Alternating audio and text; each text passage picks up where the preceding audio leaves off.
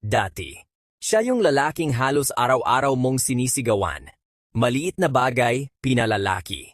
Maliit na pagkukulang, pinararamdam mong wala siyang kwenta. At sa bawat sigaw, unti-unti siyang tumahimik. Sa bawat away, natutunan niyang umiwas. Hanggang sa isang araw, napagod na lang siya. At tuluyan kang iniwan. Akala mo talunan siya. Akala mo mahina siya.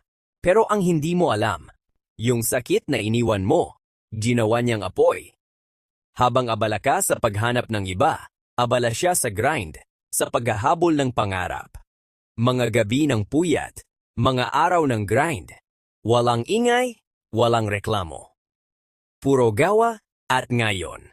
Dumating ang araw na ng tagumpay mo. Nakita mo siyang muli, pero hindi na siya yung lalaking iniwan mo noon. Ngayon, siya na ang lalaking pinapangarap ng iba. Malakas, mayaman, matagumpay. At ikaw? Ikaw na lang ang nakatingin mula sa malayo. Bit-bit ang pagsisisi. Ito ang kwento ng isang lalaking bumangon mula sa sakit. At ginawang sandata ang bawat sugat, hanggang sa naging alamat